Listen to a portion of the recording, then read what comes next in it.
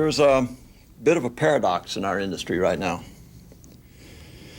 With all the technological advances over the last 7, 8 years, and with the fact that we pride ourselves in being so technologically advanced and on the leading edge, there's one piece of technology that we use almost daily that hasn't changed in probably 40 or 50 years, and that's the Kodak slide projector.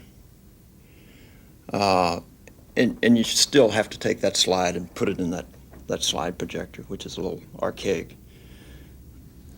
The annual report is a little bit like the Kodak slide projector.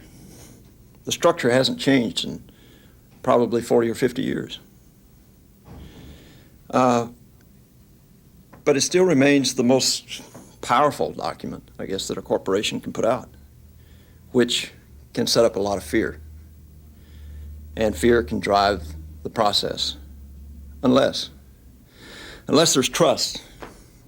Trust on the part of the designer that the client will be supportive, that the client will listen, that the client will communicate, and trust on the part of the client that the designer will be responsible, will communicate with clarity, and will listen.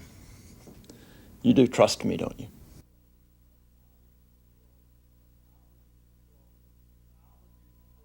You know, Albert used to call the artists the swindlers. Well, he meant it in a positive way, because we can make illusions of things that people will think it's something else. You know, we're in a way we're swindlers because we have to make things look better than they actually are. I think it's become apparent to us through doing this that, you know, so many of our clients talk about strategic relationships and global concerns. And, you know, as designers, we pay lip service to that. But I think what we're doing here is we're crossing the border one way or the other, and we have a strategic relationship, and we're doing exactly what our clients are doing, and we're finding out that it's rewarding. Basically, it's a true collaboration, and we do everything together. The experiment is that we think the same way, we have the same thought processes, and we may be designing in the same room or in different countries, but somehow the product comes out virtually the same. Besides that, it's a lot of fun working with people across borders, across countries, and in other worlds for that matter. Annual reports are about relationships between clients and designers. Our work has always been a collaborative effort as well.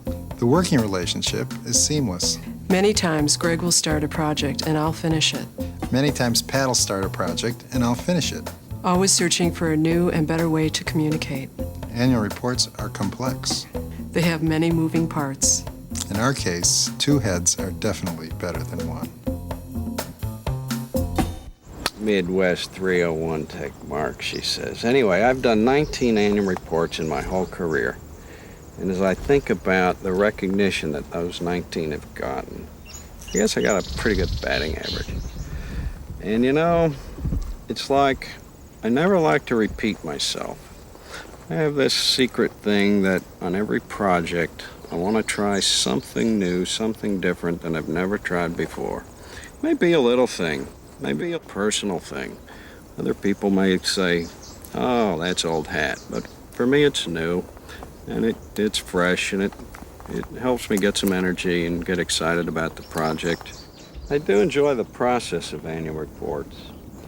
Well, I need to be honest and say most of the process. Sometimes the struggles with the chief financial officer about is it was primarily or primarily was. Things like that get a little exasperating, but for the most part, the process can be a lot of fun. And that's what we do. Try to make them different every year. Size, content, message. Always trying to capture the spirit of Herman Miller. Some years are better than others, but all in all, I think it's a pretty good record. You guys, this is hard work. It can be more fun designing for a company that's about fun because there are a lot of unexpected aspects to what you're doing.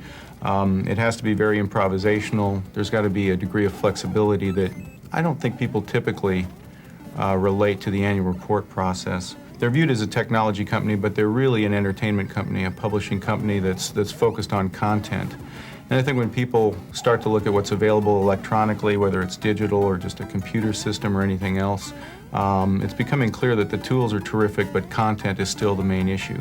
And that's the focus at Nintendo. There's a spirit of people trying to find the right way in a print medium to articulate something that's really kind of a live medium. When I'm working on the annual, it's pretty easy to feel like Mario because there are so many obstacles. There's a chance for a surprise ending. You might be heading to the left and all of a sudden find out you're going to the right. There are plenty of traps. Little something they throw in a lot of the games called warp zones, where you just walk in and end up somewhere completely different. There are obstacles in everything. There's always the chance to get burned. You might know where you're going, but you're going to probably end up somewhere else.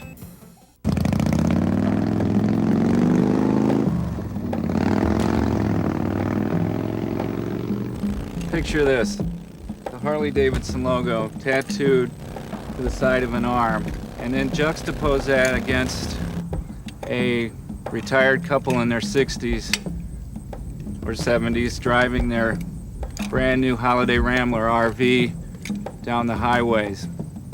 It tells you right away the almost paradox or diversity that's involved in what they call the family of Harley-Davidson. You know, I came out with all the war babies, you know, right after the war. There was a trillion guys around looking for jobs. And for whatever reason, by that time I was interested in collateral material. I had been in the business a couple of years, and I heard of this outfit called Litton Industries.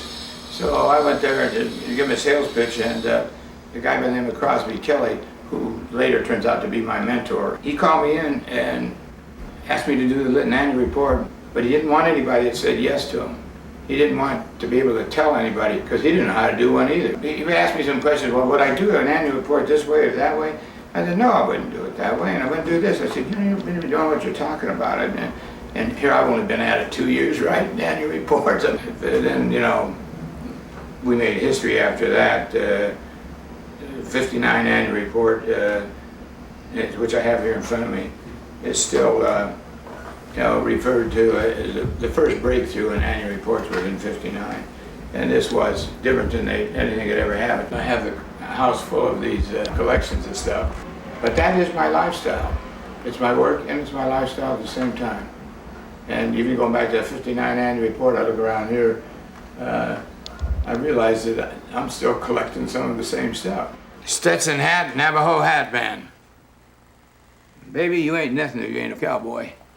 Don't forget it, pard.